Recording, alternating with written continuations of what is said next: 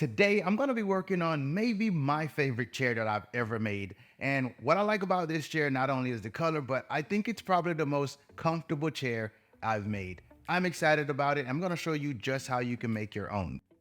I use rough lumber in a number of my projects. It's inexpensive and it's easy to find. Sometimes you can find lumber that requires little to no work, and other times you end up with pieces like this. The ultimate goal is to create something beautiful, and it doesn't matter how you get there, just get there. To save myself time, I'll run the lumber through the planer, taking off a small amount at a time until I achieve a flat surface.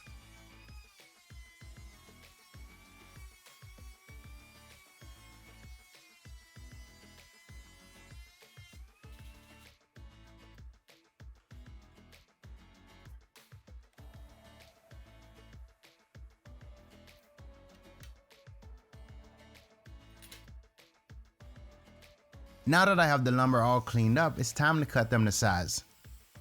I'm using a miter saw that doesn't have the full capacity to cut through this lumber, so what I'll do is cut what I can, flip the lumber over, and cut the rest.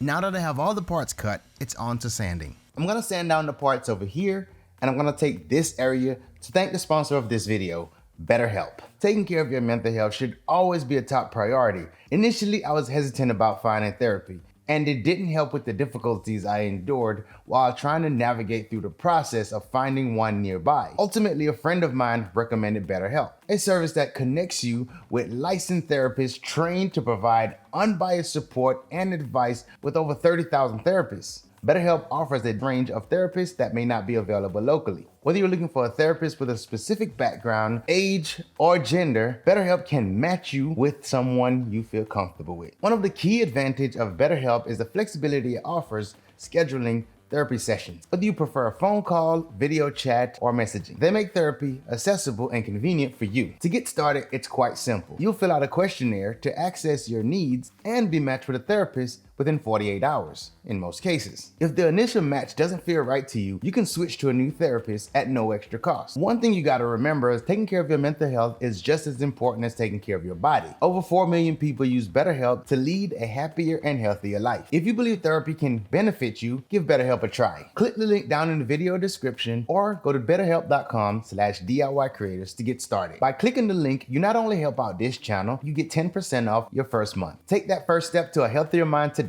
Now let's get back to the project.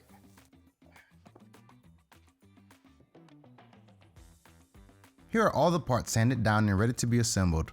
At this moment, I don't have the woodworking plans, but they should be available within a week's time. Before I do anything, I'm going to set up the side and back of the chair. Now I'm going to place a few reference marks where I want the parts to connect. It's really up to anyone what their joint preference is here. I was considering dowels, but I prefer to use this beadlock system. In my experience, this is more accurate than a regular dowel jig. This jig allowed me to drill the holes in both parts and align them with a tenon stock. You can find the full video on my channel where I give a more in-depth review of it. I'm using 2 of these 1/2-inch stocks per joint.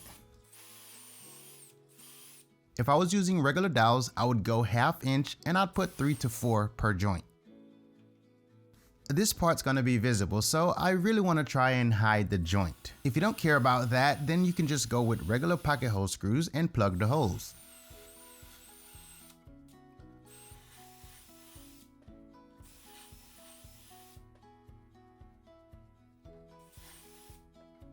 With the stocks that I have, I can cut the tenons to the length that I need.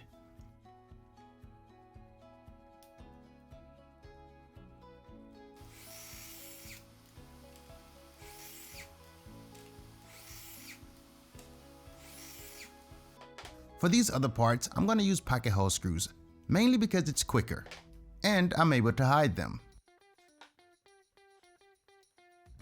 I'm only using 2 per end, and I feel like that's plenty.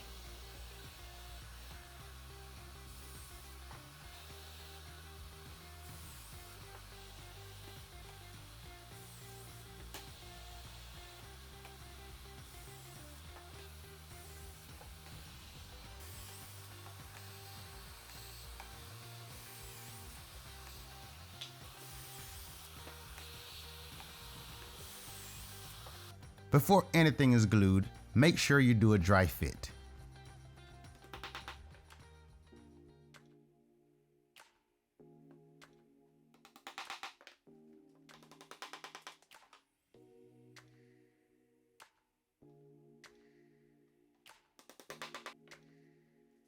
The end grain can soak up some of that glue, so I'll make sure I overdo it a bit with the glue.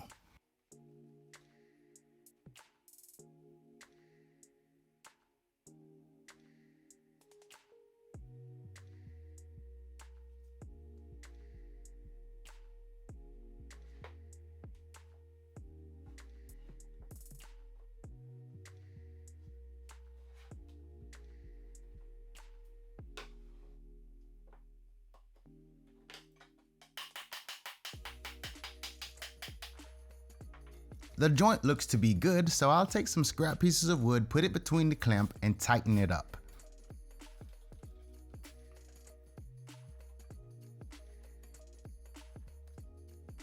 I'm now going to add the parts to make up the bottom of the chair.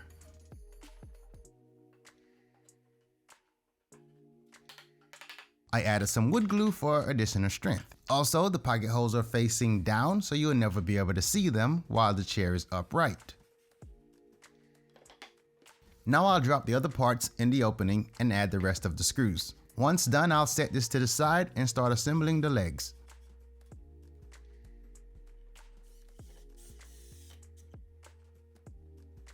The legs are going to be rather simple. Simply glue it up and add the pocket hole screws to form two rectangles.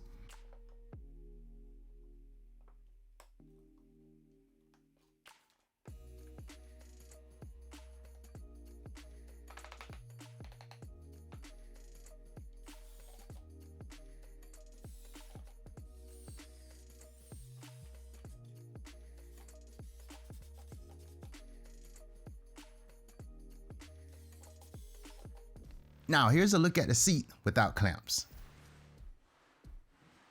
If I test it out, the first thing I notice is little to no back support. Aesthetically, I like it the way it looks, but what's a nice design if it's uncomfortable? This is a decision that anyone has to make before going to the next step. This part is an add-on, but I think it makes sense. I drilled 3 locations for the tenons. You can go 4 if you wish. I did a dry fit, then I tested it. My conclusion is it's comfortable. I'll go ahead and glue this up and move on.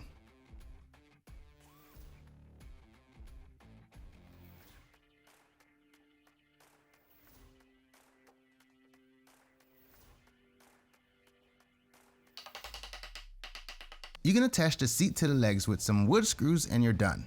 But I'll take it a step further just in case you want to build a lot of them and store them. You're going to need some hardware for these: threaded inserts, screws, and some washers. You're going to need a pilot bit to drive all the way through, and then you're going to need a forstner bit to lower the head of the screw from the surface of the wood. At this point, you can throw the legs under the seat and screw them on, but aesthetically I wanted the legs to stick out on the side just a bit. I thought that made it more interesting to look at. After I got the legs in the exact position that I wanted, I added clamps, then I made some reference marks for the screws to pass through.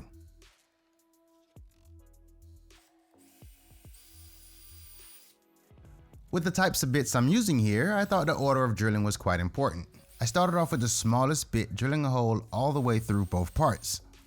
Next, I use a forstner bit to open up the holes, but just deep enough for the head of the screws to be below the surface.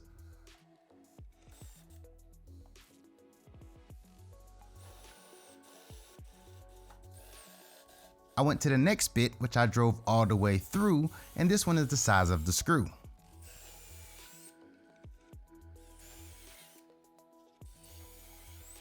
I have the seat out of the way. Now I'll open up the holes in the legs just a bit to accept the threaded hardware.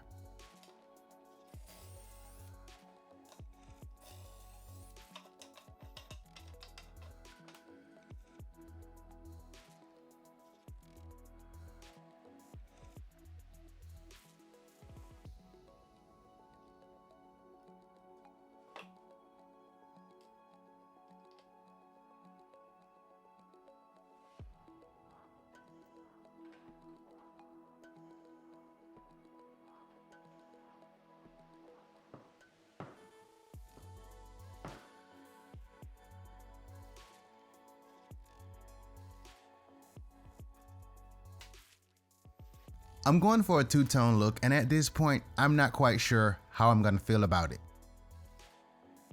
I started painting the section that I knew I wanted to be dark, and I would play off of that.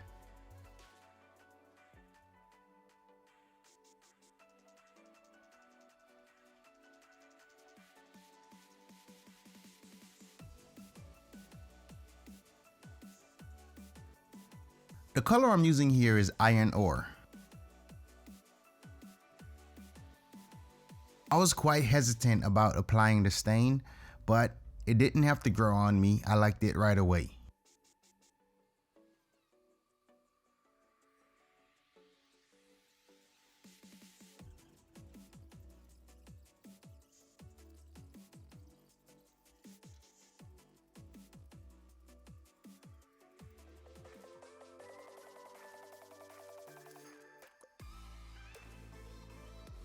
Now everything is painted and ready to be assembled. When fully assembled, this chair has some weight to it. Carrying it alone makes it quite challenging.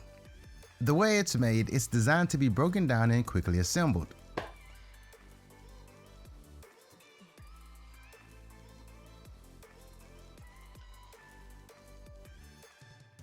At this point the chair is complete. I took a few rough lumber, cut them into smaller parts, and turned them into this. Just like a bench, you don't need a cushion for this. It's surprisingly comfortable as it is, and it also lets you show off the two-tone color. It's compact, stylish, and at the same time, sorta roomy. If that wood is not working for the bottom, you can always throw some cushion on it.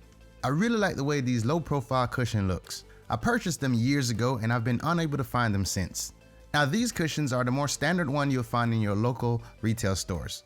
Not a fan, but they can get the job done. Aside from the two-tone color and the ability to break this down, another thing I like about this chair is that the leg sticks out on the side. I think the chair looks good from any angle.